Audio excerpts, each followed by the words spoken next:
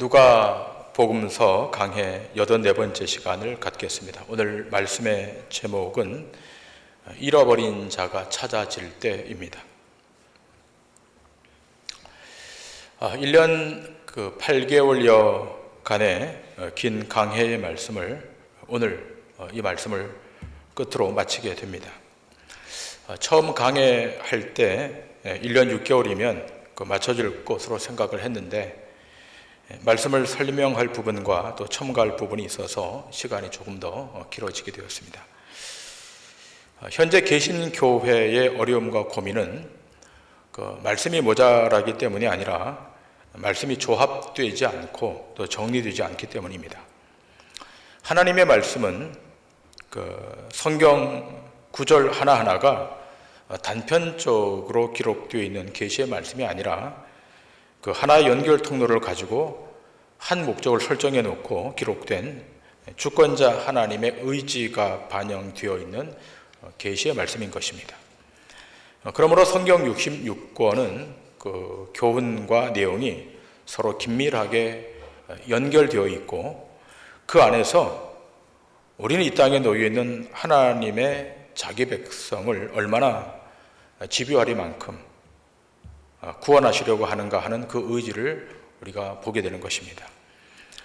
오늘 강의 말씀이 84번째 강의인데 계속해서 반복적으로 무엇을 확인했는가 하면 50억 인구 가운데 구원의 은총을 입게 되는 백성은 누구인가 하는 것과 또 그 구원의 대상이 되는 주의 백성을 하나님이 어떻게 구원해 가시는가를 본 것입니다.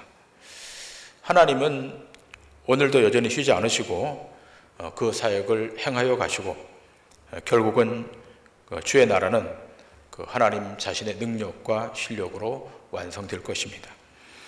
앞으로 강해하는 또 다른 말씀도 그런 논조 속에서 강해될 것이고 또 그로 말미암아 여러분과 저를 향한 하나님의 뜻이 얼마나 명확하고 분명한가를 다시 한번 더 목격하게 될 것입니다.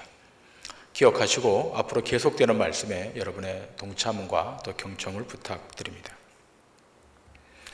자, 지금 예수님의 이 마지막 여정은 주변 지역에서 중심 지역 예루살렘으로 오는 곳으로 그 과정이 점점 맞춰지고 있습니다.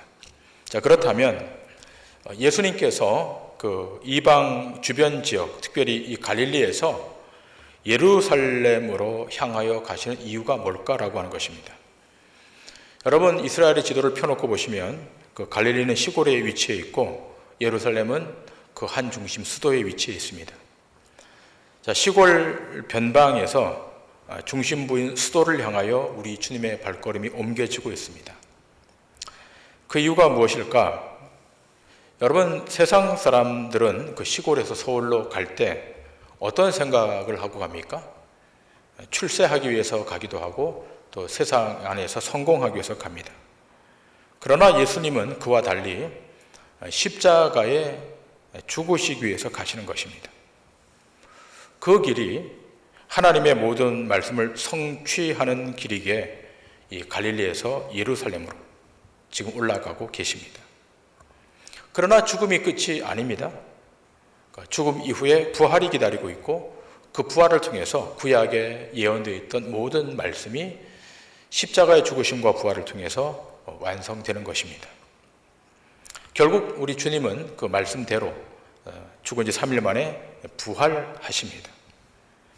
자, 그러나 제자들이 예수님의 빈 무덤을 보고서도 부활하신 예수님의 그 말씀은 잊어버리고 빈 무덤을 보고서도 예수님이 부활했다는 사실을 믿지 못합니다. 특별히 실망해서 내려갔던 엠마오의 두 제자, 그들에게 우리 예수님이 나타나셔서 부활의 모습을 보여주지 않았습니까? 성경을 풀어서 말씀해 주시고 부활하셨다는 사실을 증거해 주셨습니다. 그리고 성경을 풀어 주실 때 그 두 제자의 마음이 뜨거워져서 저 시골 변방을 향해 내려갔던 그 두 제자의 발걸음이 다시 예루살렘으로 180도 그 발걸음을 바꾸어서 다시 그 걸음을 내딛게 됩니다. 그리고 예루살렘에 모여있던 예수님의 11 제자에게 이 사실을 알리죠.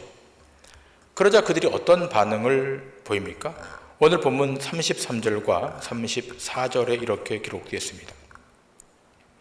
곧 그때로 일어나 예루살렘에 돌아가 보니 11 제자 및 그들과 함께한 자들이 모여 있어 말하기를 주께서 과연 살아나시고 시몬에게 보이셨다 하는지라. 자, 살아났습니다. 우리 주님이 부활하셨습니다.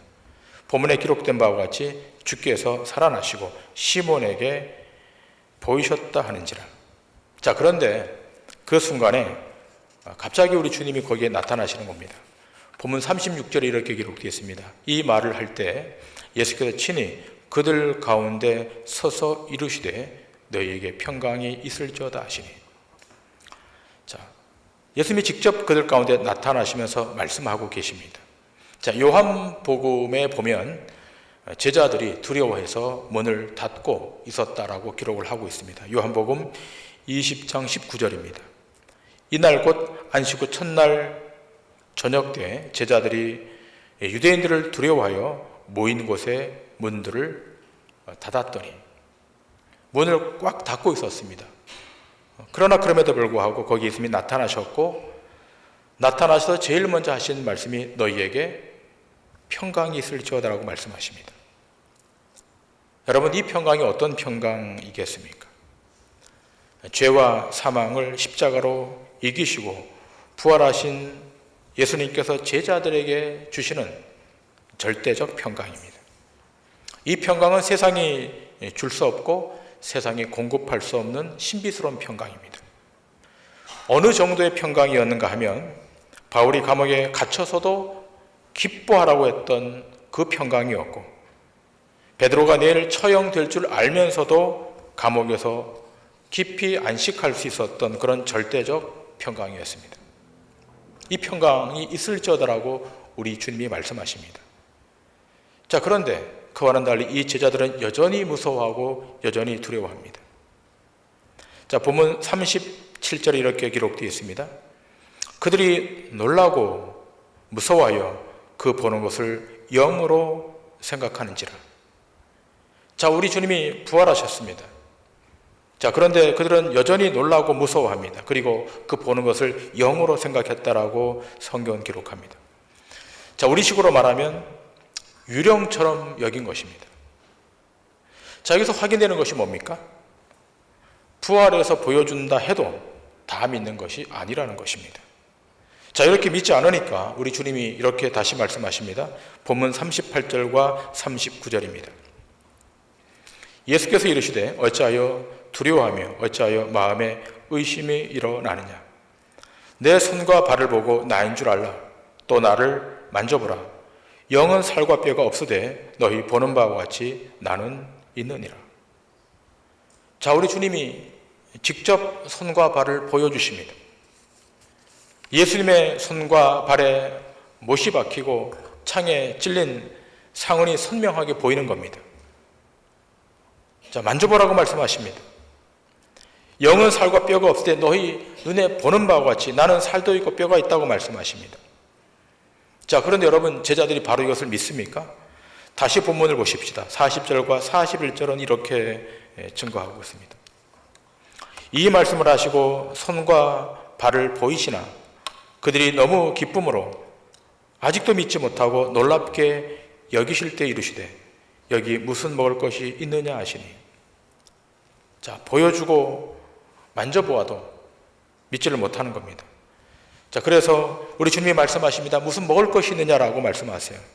그때 준비되었던 생선 한 토막을 드립니다. 예수님이 친히 그것을 취하십니다. 여러분, 우리 주님이 지금 부활하셨습니다.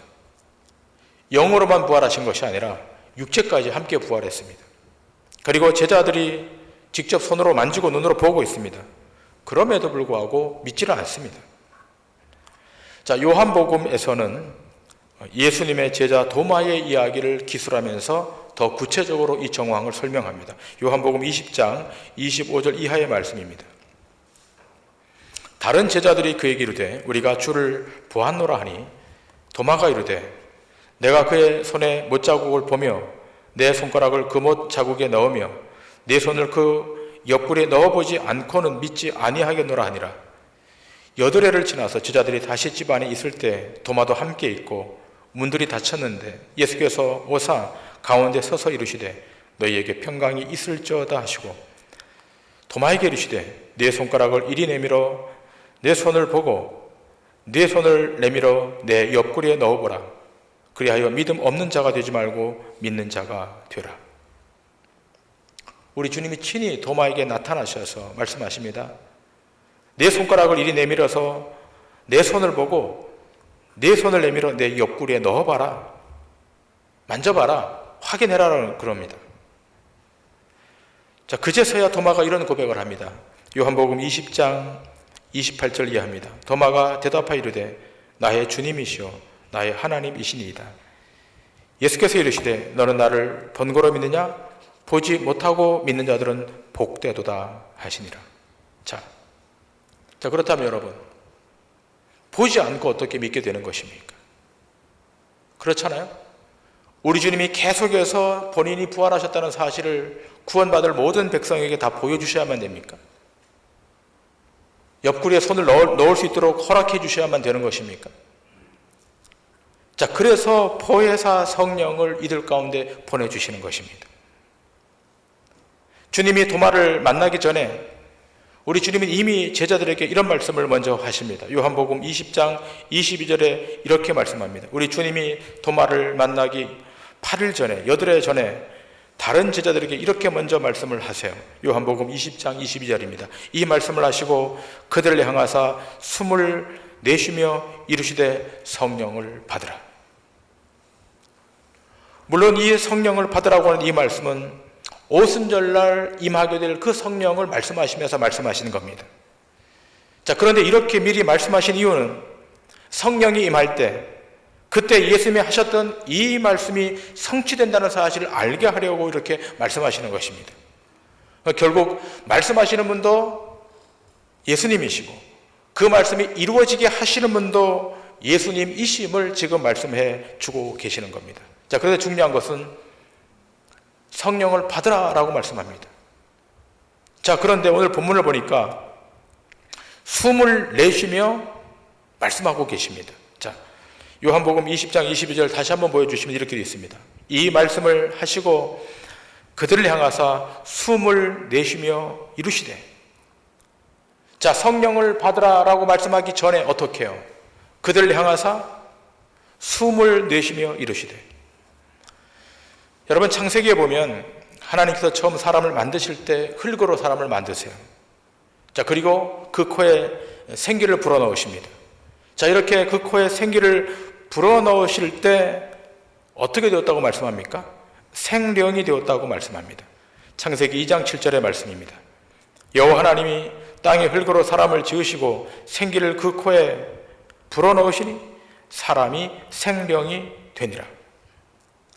자, 여러분, 사람이란 하나님의 숨결이 들어가 있어야 온전한 사람이 되는 것입니다.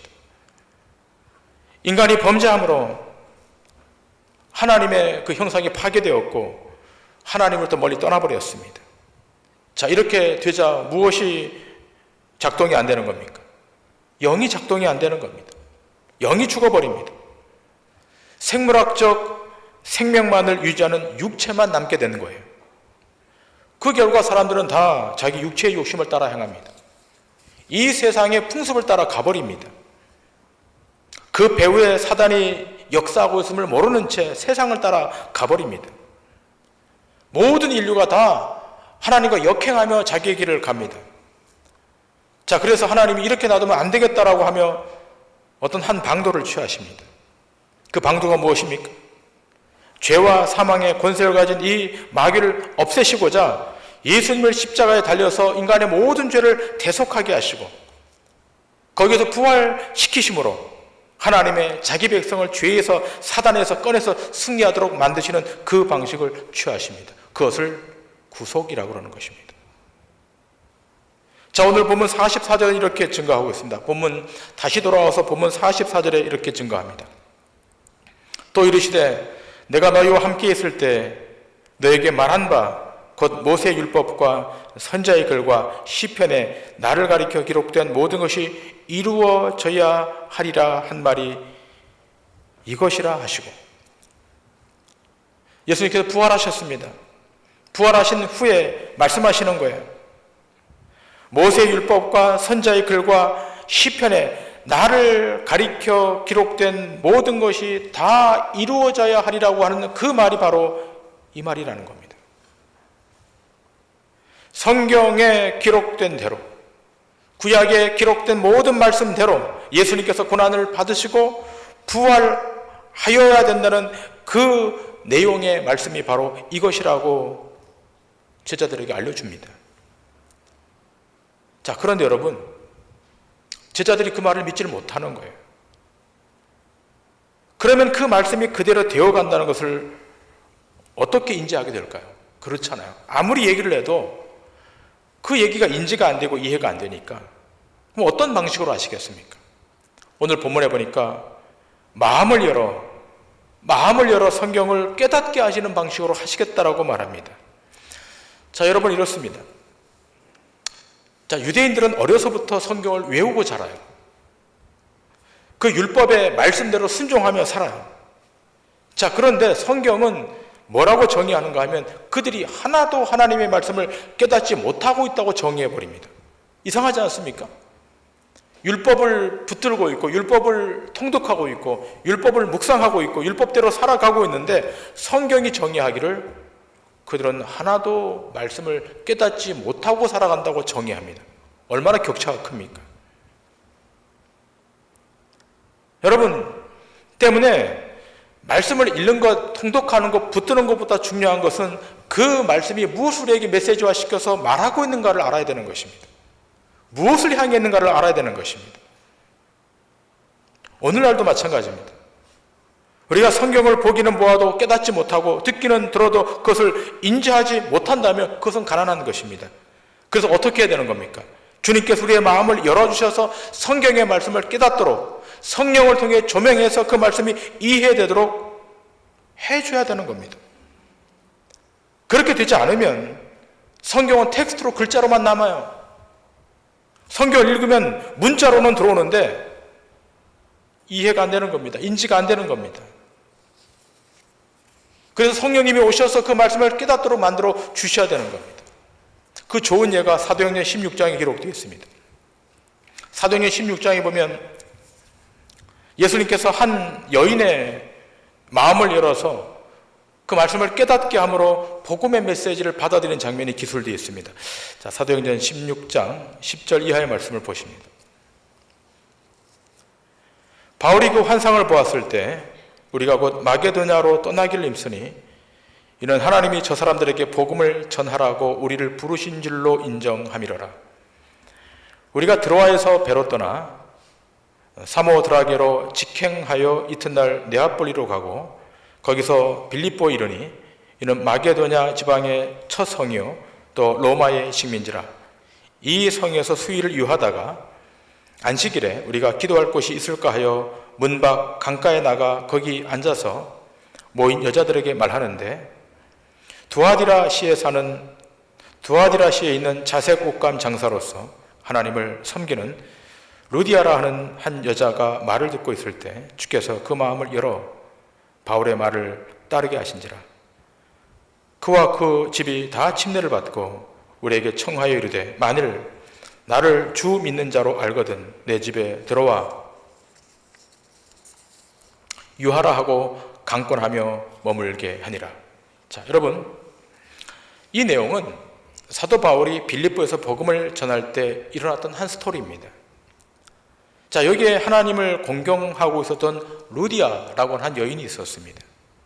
자, 이 여인이 어떤 여인이었느냐라고 말하고 있는가 하면 하나님을 잘 공경했던 여인이라고 말하고 있습니다. 자, 우리가 통상 이 본문을 해석할 때, 자, 이 루디아라고 하는 여인이 하나님을 잘 공경했기 때문에, 오래전부터 공경했기 때문에 이 여인은 믿음의 여인이었을 것이다라고 생각합니다. 그러나 그것은 잘못된 해석입니다. 여러분, 이 루디아라고 하는 여인 말고 그 당시 모든 유대인들은 다 하나님을 공경해요. 자, 지금 유대인들도 하나님을 공경해요. 하나님을 믿습니다. 여러분, 트럼프의 딸이 유대인 아닙니까? 그 트럼프의 딸이 유대 교인이에요. 그도 누굴 믿습니까? 하나님을 믿어요.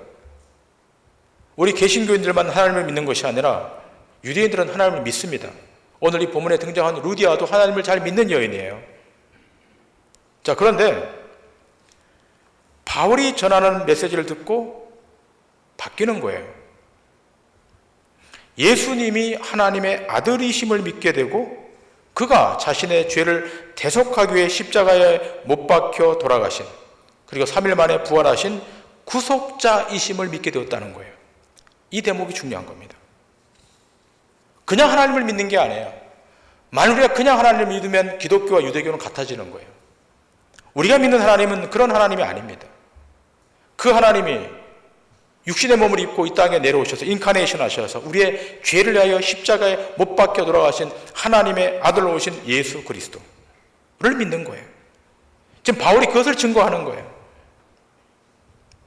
하나님의 아들이 오셔서 너희의 죄, 너희의 허물을 다 십자가에 못 박게 하고 네가 그의 은혜로 말미암아 구원을 받았다고는 이 놀라운 메시지를 루디아가 듣게 되는 것입니다. 그로 말미암아 루디아가 예수를 본문의 주로 받아들이는 것입니다.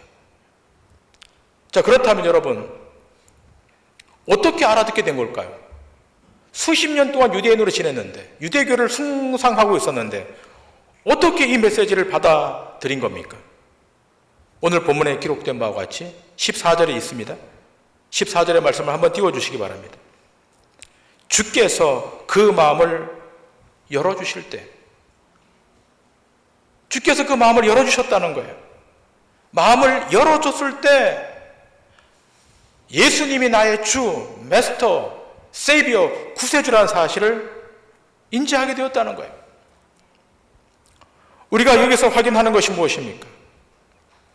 당시 유대인들처럼 율법을 통독하고 경전을 날마다 묵상하고 3일에 한 번씩 금식하고 그렇게 해도 결국은 하나님이 깨닫게 해주지 않으시면 절대로 생명 앞으로, 절대로 저 영혼 앞으로 갈 수가 없다는 것입니다. 못 가는 겁니다. 여러분, 이 세상에 일어나고 있는 모든 악한 것들은 다 죄로 인하여 발현된 것입니다. 성경은 죄의 삭시 사망이라고 규정하지 않습니까? 그리고 그 뿌리는 욕심입니다. 그래서 로마서는 말합니다. 욕심이 잉태한 즉 죄를 낳고 죄가 장성한 즉 사망을 낳는다라고 규정하는 거예요. 이것이 기독교 신앙의 출발입니다. 자, 그렇다면 그 맨 밑바닥에 깔려있는 그 욕심이 잉태해서 죄를 낳았고 죄가 장성한 즉 사망을 낳았다면 그 욕심은 언제 시작된 거예요? 마귀의 욕심을 유혹을 받아 선악과를 따먹은 것에서부터 시작되는 거예요. 선악과로부터 출발하는 거예요. 선악과는 하나님의 주권의 상징입니다. 누구도 건드려서는 안 되는 겁니다. 그런데 마귀가 유혹을 하는 거예요. 그 선악과를 따먹으라는 겁니다. 따먹으면 내가 누구처럼 된다? 하나님처럼 된다. 인간의 욕심은 결국 어디까지 가는가 하면 하나님과 동격으로 가는 거예요. 하나님의 은혜를 떠나서 자기 스스로 자기 힘으로 살아보려는 것, 이것이 죄의 핵심입니다. 그 유혹에 아담과 하와가 넘어간 거예요. 그것으로부터 인간의 불행이 시작된 거예요. 그 죄가 하나님과 우리 사이를 막아버린 것입니다. 그러므로 죄란 하나님 앞에서의 독립이 죄인 거예요. 창조주 하나님 없이 스스로 내가 살아보겠다, 이 교만이 죄인 것입니다. 이렇게 되면 아무리 종교 생활을 해도, 아무리 수도하고 거행을 하고 종교적 열심을 낸다 할지라도 생명 앞으로 갈 수가 없는 거예요. 여러분, 누가복음 15장, 거기에 잃어버린 아들을 찾는 스토리가 등장하지 않습니까? 제가 누가복음 15장 강의할 때 말씀을 드렸습니다. 두 아들이 있었어요. 둘째 아들이 아버지께 요청합니다. 제게 돌아올 유산, 분깃을 나눠주십시오. 아버지는 아무 말 하지 않고 둘째 아들에게 그 분깃을 나눠줬습니다. 그 아들이 왜 나눠달라고 그런 것입니까? 아버지로부터 떠나서 독립하려고, 주체적으로 살아보려고 분깃을 달라고 그랬던 거예요.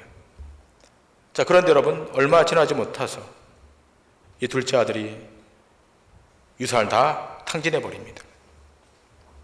그리고는 도저히 혼자 살아갈 수 없다는 현실을 직시하게 됩니다. 다시 말하면 이제 더 이상 독립적으로 살아갈 수 없음을 직감한 거예요. 그와 동시에 그의 마음까지 일어났던 것이 뭡니까? 내가 아버지 앞에 얼마나 큰 죄인인가를 확인하게 됩니다. 여기에 대해서 성경이 이렇게 증거합니다. 누가복음 15장 17절 이하에 이렇게 되어 있습니다. 이에 스스로 돌이켜 이르되 내 아버지에게는 양식이 풍족한 품꾼이 얼마나 많은가. 나는 여기서 쥐려 죽는구나. 내가 일어나 아버지께 가서 이르기를 아버지, 내가 하늘과 아버지께 죄를 지었사오니 지금부터는 아버지의 아들이라 일컬음을 감당하지 못하겠나이다. 나를 품꾼의 하나로 벗어서 하리라 하고. 이 아들이 더 이상 이제는 스스로 독립할 수 없음을 알고 아버지 앞에 죄를 지었음을 알고 지금 아버지께로 돌아가려고 합니다. 자, 누가복음 15장 20절에 이렇게 되어 있습니다. 이에 일어나서 아버지께로 돌아가니라. 아버지께로 돌아갔다는 겁니다. 이것이 구원의 시작입니다. 스스로 독립하여 살아갈 수 없는 것을 인지하는 것. 여기서부터 기독교 구원은 시작되는 것입니다. 여러분, 혼자 존립할 수 없어요. 피조물이 스스로 자립할 수 있을 것 같습니까? 자립할 수 없다는 사실을 깨닫는 것이 은혜인 것입니다. 그 은혜 안에 누구의 손이 개입하는 겁니까? 하나님의 손이 개입하고 작동하는 것입니다. 하나님이 개입하는 거예요. 스스로 살아갈 수 없어요. 아버지께로 돌아가야 구원이 있다는 사실을 아는 거예요. 그래서 오늘 성경이 이렇게 말합니다. 누가복음 15장 32절에 이렇게 말합니다. 죽었다가 살아났으며 내가 잃었다가 얻었기로. 잃었다가 얻었다는 것입니다. 해석된 성경에는 이렇게 되어 있습니다. 잃었다가 다시 찾아졌고라고 되어 있습니다. 찾아지는 거예요. 구원은 무엇입니까? 하나님 우리를 찾아주시는 거예요. 여러분 스스로 내 발걸음 왔다고 생각하는 그건 오해입니다. 잘못 생각하는 겁니다. 50억 인구 가운데 우리가 버려져 있었습니다. 사망 가운데 버려져 있었는데 하나님이 찾아주시는 거예요. 그래서 구원의 여정 안으로 들어오는 거예요. 여러분 과거 우리가 어떤 자들이었습니까? 아버지로부터 이탈된 자들이었어요. 잃어버린 자들이었어요. 영적으로 죽었던 자들이었어요. 그래서 어떻게 했습니까? 자기 꿈을 좀 이루어보겠다고, 자기 야망을 좀 이루어보겠다고 하나님과 전혀 반대 방향으로 갔던 자들이었습니다. 내 인생은 내가 책임져야겠다고 아둥바둥 살았던 자들이 우리들이었습니다. 나는 스스로 존립할 수 있고 스스로 살아갈 수 있고 스스로 성공할 수 있다고 자부했던 자들이었습니다. 내가 세상에서 승리하려면 남을 짓밟아야 이길 수 있다고 생각했던 그런 자들이었습니다. 그런데 어느 날이었습니다. 어떻게 교회 가자라고 하는 말을 듣고 교회를 출석했는데 마침 그날 생명의 복음을 듣게 된 거예요. 스스로 세상을 살아갈 수 없는 비참한 존재임을 알게 되는 거예요. 나는 피조된 자임을 알게 된 겁니다. 내 스스로 살아갈 수 없고 내 인생을 누군가 붙들어 주셔야 저 영원한 생명의 나라, 저 영원한 영광의 나라로 갈 것임을 알게 된 겁니다. 그리고 시간이 흐르면 흐를수록 예수 그리스도가 생명의 주인이시고 사망에서 생명으로 옮기실 분인 것이 확실하게 된 거예요. 이것이 누구의 은총이고 누구의 계비였습니까? 하나님의 은총이고 하나님의 관여고 개입인 겁니다. 오늘 이 자리에 앉아있는 여러분의 증거 아니겠습니까? 하나님이 여러분을 만져주셨고 개입하셨고 관여하셨고 여러분 인생 가운데 뚫고 들어오셔서 죄에서 건져내신 거예요. 그래서 오늘 성경은 이렇게 말합니다. 오늘 본문 48절에 이렇게 말합니다. 너희는 이 모든 일의 증인이라. 하나님이 그렇게 하시는 거예요. 그 찾아준 백성, 그 찾아진 그 놀라운 사건에 대해 너희가 증인이 되어야 된다는 것입니다. 그러므로 하나님께로부터 찾아진 성도, 또 그 모임의 공동체인 교회가 무엇을 해야 됩니까? 예수 믿어서 성공하고 복받았다, 그것을 증거하는 것이 아니라 그리스도가 고난을 받고 십자가 못 박혀 죽으시고 제3일 만에 부활하셨다, 나를 위해 부활하셨다, 승리하게 하셨다, 이것을 증거하는 공동체가 교회 에클레시아입니다. 자, 그런데 성경은 중요한 한 가지 메시지를 더 던지고 있습니다. 오늘 보면 49절에 이렇게 기록되어 있습니다. 볼지어다 내가 내 아버지께서 약속하신 것을 너희에게 보내리니 너희는 위로부터 능력으로 입혀질 때까지 이 성에 머물라 하시니라. 자, 위로부터 능력이 입혀질 때까지 예루살렘에 머물러 있으라라고 말씀하십니다. 자, 이 메시지가 끝나자 우리 주님은 제자들이 보는 가운데 하늘로 올라가십니다. 그리고 제자들은 경배하고 예루살렘으로 돌아와서 성령을 기다립니다. 근데 여러분, 이 성령이 며칠 만에 오십니까? 50일 만에 오십니다. 7주가 7번 지난 다음 날 50일째 오순절에 성령이 오십니다. 그로 말미암아 신약의 교회가 시작됩니다. 우리 개신교의 시작, 교회의 시작은 여기서 출발합니다. 그래서 이 누가복음서의 후편이, 이 누가 사도가 기록한 이 누가복음서의 후편이 사도행전을 기술하게 됩니다. 동일한 저자입니다. 사도행전에서 드디어 약속하신 성령이 임하시고 그때부터 복음이 예루살렘에서 유다와 사마리아 온 땅 끝까지 증거됩니다.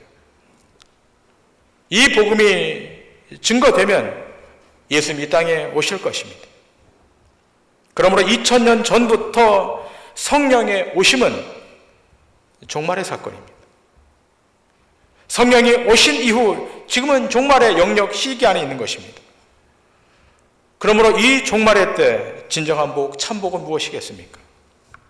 그것은 그 이름으로 죄사함을 얻는 것이고 하나님으로부터 찾아진 이것이 가장 큰 복이고 가장 큰 은혜인 것을 기억하셔야 됩니다. 찾아진 것 얼마나 감사해요. 하나님으로부터 안 찾아줬다면 우리가 무슨 의미가 있겠습니까? 그러므로 여러분이 구원받은 그 은총이 하루만 지석도 소멸될 것이 아니라 여러분의 인생이 끝나는 그 시간까지, 주님이 이 땅에 재림하여 오실 때까지 그 구원의 은총과 감격이 있으셔서 세상 앞에 승리하는 믿음의 권속들 다 되시기를 주님의 이름으로 간절히 축원합니다. 기도하시겠습니다.